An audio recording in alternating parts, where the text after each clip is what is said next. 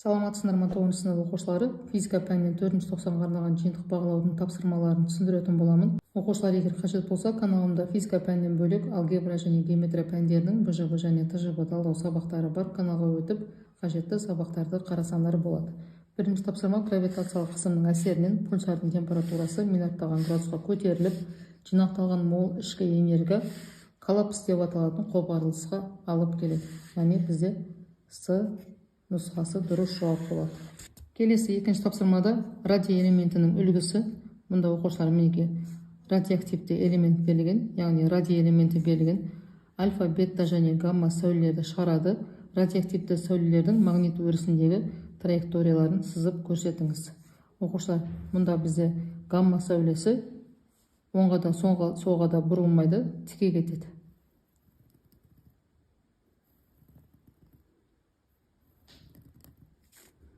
Мынау гамма сәулесі. Ал мұнда, яғни солға қарай альфа сәулесі бұрылады. Альфа элементі, ол гелий элементі, оның заряды оң болғандықтан солға қарай бұрылады.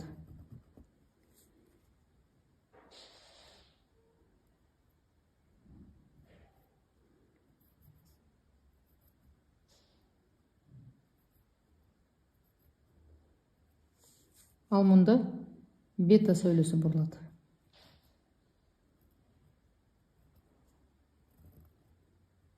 Бета сәулесінің заряды теріс болғандықтан ол оңтүстік полюске қарай бұрылады.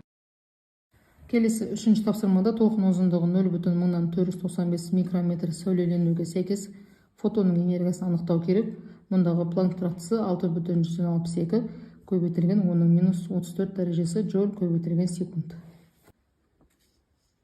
Оқушылар, міне есептің берілгені бойынша толқынның ұзындығы 0,495 микрометрге тең. Халықаралық бірліктер жүйесін айналдырамыз. Сонда 0,495 көбейтілген оның минус 6 дәрежесі метр болады. Планк тұрақтысы берілген, бізге табу керек фотонның энергиясын. Фотонның энергиясын табу үшін Планк тұрақтысымен жиілікті көбейтеміз. Мұнда бізде жиілік жоқ. Жиілікті табу үшін жарықтың жылдамдығын толқынның ұзындығына бөлеміз. Ал енді оқушылар орнына қойған кезде мінеге Планк тұрақтысы 6,162 көбейтілген оның минус 34 дәрежесіне тең, ал жарықтың жылдамдығы 3 көбейтілген оның 8 дәрежесіне тең, бөлеміз толқынның ұзындығына. Сонда фотонның энергиясы тең болады 4 көбейтілген оның минус 19 дәрежесі джоульға. Оқушылар, келесі 4-ші тапсырмада алюминий үшін шығу жұмысы 5,198 көбейтілген оның минус 19 дәрежесі джоуль. Алюминий үшін фотоэффектінің қызыл шекарасы қандай? Мұндағы Планк тұрақтысының мәні берілген. Асында фотоэффект байқалатын минимал жиілік, ал Б-да фотоэффект байқалатын максимал толқын ұзындығы. Оқушылар, міне есептің берілгені бойынша шығу жұмысының мәні берілген. Планк тұрақтысының мәні берілген. Бізге табу керек минимал жиілікті және максимал толқын ұзындығын. Жиілікті табу үшін шығу жұмысын Планк тұрақтысына бөлеміз. Сонда 0,9 көбейтілген оның 15 дәрежесі герц болады. Ал максимал толқын ұзындығын табу үшін Планк тұрақтысы мен жарықтың жылдамдығын көбейтеміз де шығу жұмысына бөлеміз. Ал енді орнына қойған кезде 6,162-ні көбейтеміз 3-ке 19,186 болады.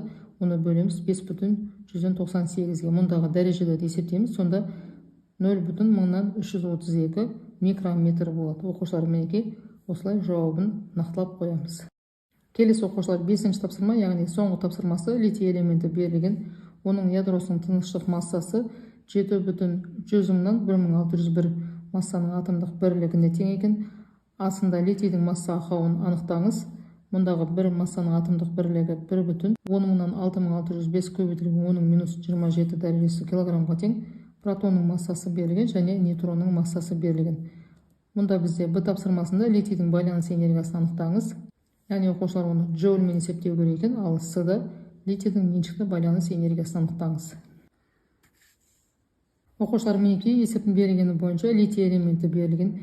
Литий элементінің, яғни ядросының массасы берілген. Массаның атомдық бірлігі бойынша берілген екен. Протонның массасы, нейтронның массасы берілген. Мұндағы мапты біз килограммға айналдырамыз. Бір массаның атомдық бірлігінде 1,10-6605 көбейтілген оның минус 27 килограмм бар. Бізге масса ақауын табу керек, байланыс энергиясын және меншікті байланыс энергиясын табу қажет. Ең алдымен оқушылар, мынау литий элементінің құрамын анықтап аламыз. Мұндағы жеті дегеніміз массалық саны, Z, яғни протондар саны 3-ке тең, ал нейтрондар саны массалық саны азайтамыз. Протондар саны сонда нейтрондар саны 4-ке тең. Енді масса ақауын мінеки оқушылар мына формуламен анықтаймыз. Сонда мұнда бізде Z дегеніміз протондар саны, көбейтеміз протондар массасына, қосамыз, мұнда қосу оқушылар. Қосамыз, нейтронды көбейтеміз, нейтронның массасына, азайтамыз ядроның массасын. Енді оқушылар, мұнда бізде ядроның массасы мінеки маппен берілген, оны килограммға айналдырамыз.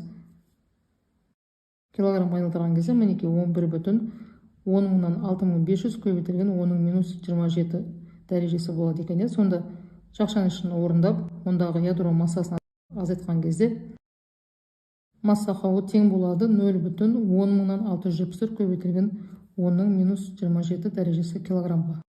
Енді байланыс энергиясын есептейміз. Байланыс энергиясын табу үшін мінеки масса ақауын көбейтеміз жарықтың жылдамдығының квадратына.